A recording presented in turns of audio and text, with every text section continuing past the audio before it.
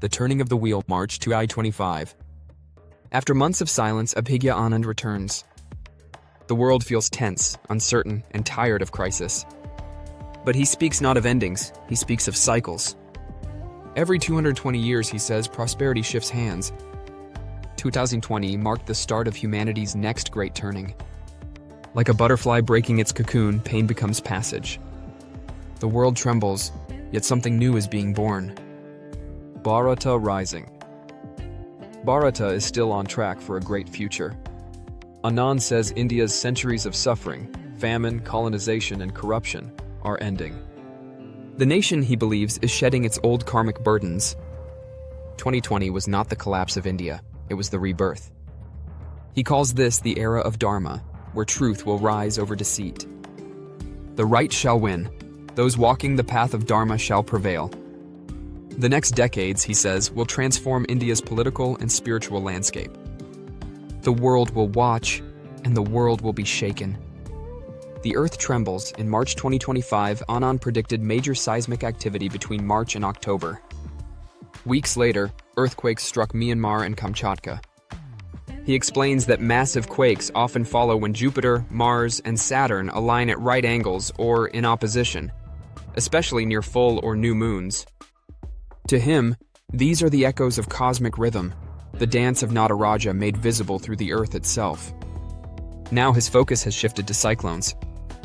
He's studying how the Sun and Saturn often align before devastating storms, from the 1864 Kolkata cyclone to Katrina in 2005. He believes another major storm could arrive in 2025 or 2026. Not as punishment, but as part of Earth's own rebalancing. The voice from Russia. When Anand appeared on Russian television, he spoke calmly about war, destiny, and the law of karma. He reminded the audience that he had predicted the Israel-Palestine war before it reignited. Israel, he said, would win the battles but lose spiritual ground. Palestine, within 2 years, would gain international recognition. He warned of new flashpoints: the South China Sea, the Caucasus, and South America. There will not be a world war before 2030, he said. But around 2028, expect another wave of conflict, echoing 1971, when the world last tilted eastward. Russia and the long winter. Russia's chart, Anand explained, shows Leo rising, strength through endurance. 2024 brought hardship, and it came true: turmoil, tragedy, and unrest. Yet 2025 marks the beginning of recovery. By 2028, Russia begins to rise again. Ukraine will survive, he said, but not in its current form. By the 2030s and 2040s, the map itself will begin to change. History, he added, is not punishment.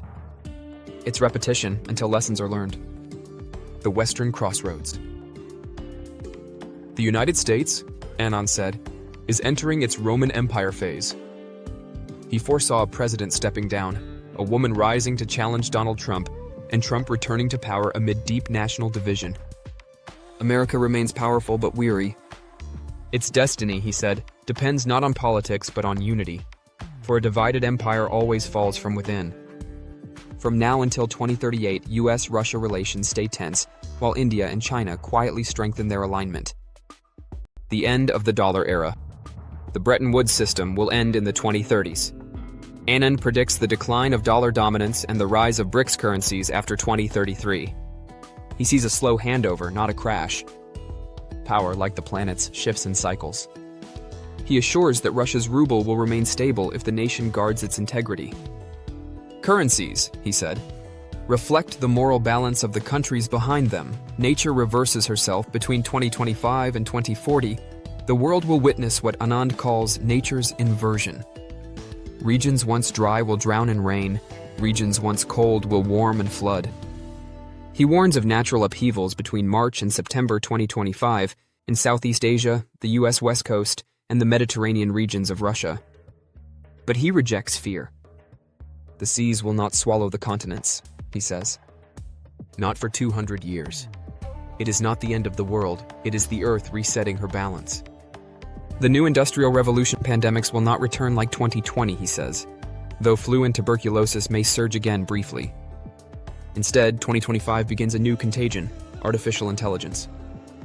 AI is the next industrial revolution, Anand declares. It will lift developing nations like India and Africa, while slowing the economies that once ruled the world. He warns that biochips and neural links will spark rebellion. Use technology to uplift, he says, not to dominate. The coming decades will test whether humanity evolves or only upgrades. The coming food challenge. The soil is our mother, he says softly. By 2040, overuse of fertilizers and neglect of the earth could trigger a food crisis. Volcanic eruptions or long winters may shrink harvests. He believes Africa will become central to global food security. Those who protect the soil, he says, will inherit the future. Karma and consciousness. Jyotisha is not magic. It is evidence of karma. The planets do not control us. They mirror us. Each motion above reflects choices below.